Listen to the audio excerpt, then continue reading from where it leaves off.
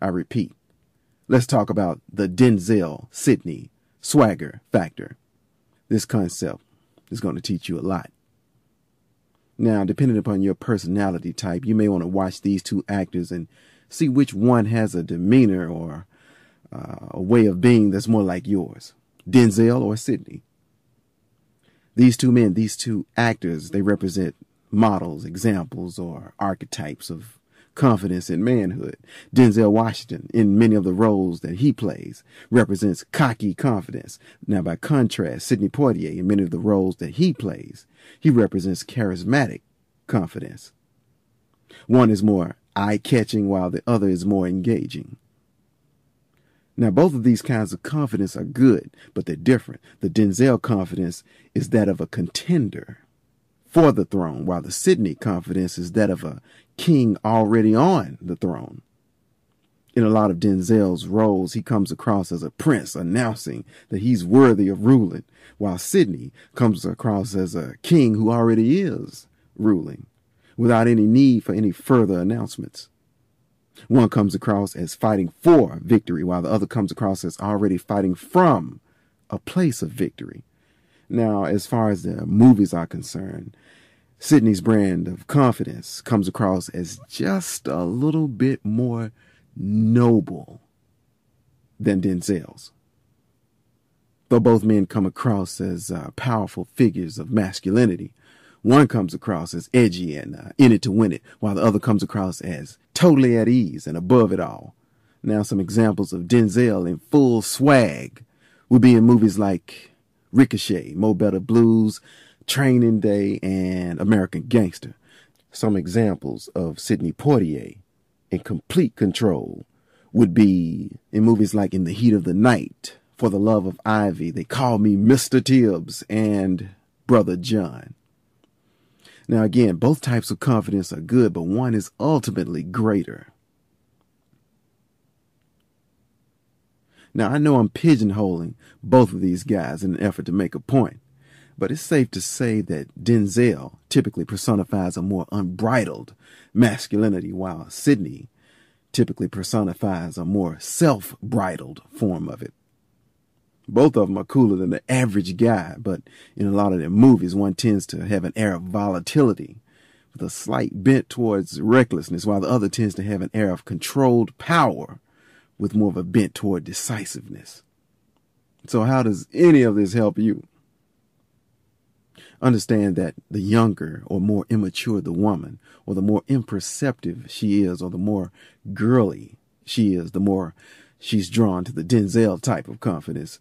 By contrast, usually the older, the more mature the woman is, the more self-actualized she is, the more comfortable she is in her own femininity, the more she'll be attracted to a Sidney Poitier type of confidence. Recognize that immature chicks, girls, women, whatever, they want and they need more frequent outward displays of positive masculinity, while the more mature women, though they still want it, they actually need it far less. You see, the less self-aware a woman is, the more she's drawn to the masks of masculinity than she is to its core qualities. Again, not that either Denzel or Sidney style confidence is either wrong or right. It's just that Denzel's is stereotypically more self-professed, while Sidney's is more self-possessed. Now, all things being equal, the Denzel type of confidence will get you more women, while the Sidney Poitier type of confidence will get you better women. At the level you're presently on, make achieving the Sidney Poitier type of confidence your ultimate goal, but make the Denzel Washington type of swagger your current objective. My message to you, my mission for you, is to do new things, be bolder. Take an inventory of the things you like about yourself and exploit them more. Broadcast them more. Have your good qualities in mind and keep emotionally rehearsing the feelings of victory that you've already experienced from your past successes in different areas of your life. Then, armed with those feelings of confidence, redirect all that energy to romantically advancing on all the bomb level babes that you meet from this point on. Do this immediately and do it often. Turn your man vibe up to 10. Break the knob and leave it there. That way, even if you don't make a bold romantic move on the girl as soon as you meet her for the first time, she'll still have no confusion that she's in the presence of a romantically viable man and not a harmless little boy who's only interested in getting her autograph for his yearbook. If you do this, I'm sure you'll be amazed at how differently all the new women you meet will respond to you, even when you just walk in the room. Oh, and one more thing. To add even more metaphorical weight to what I'm talking about, all you need to do is look up the speech that Denzel Washington made when he won that Oscar for Training Day. Look it up on YouTube. In fact, type in something like Denzel's Oscar speech or the Denzel Washington Oscar speech, and you'll see it for yourself. You'll see what I'm talking about. But the gist of it is that Denzel says to Sidney Poitier on that night something to this effect. He says something like, "I've been trying my best to achieve what you have and to be like you, but after 40 years, I'm still chasing you, sir."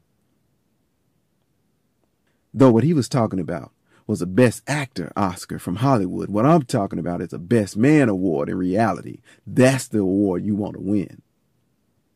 Now, the difference between the acting demeanors of Sidney Poitier and Denzel Washington is simple.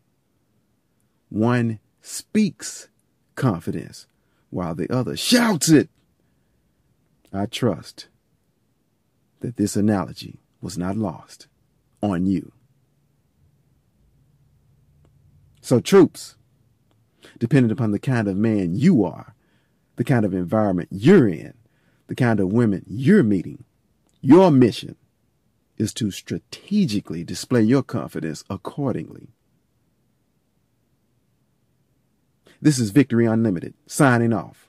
Always outnumbered, but never outgunned. Wishing you Godspeed, and no matter how many battles you fight, may your victories be unlimited.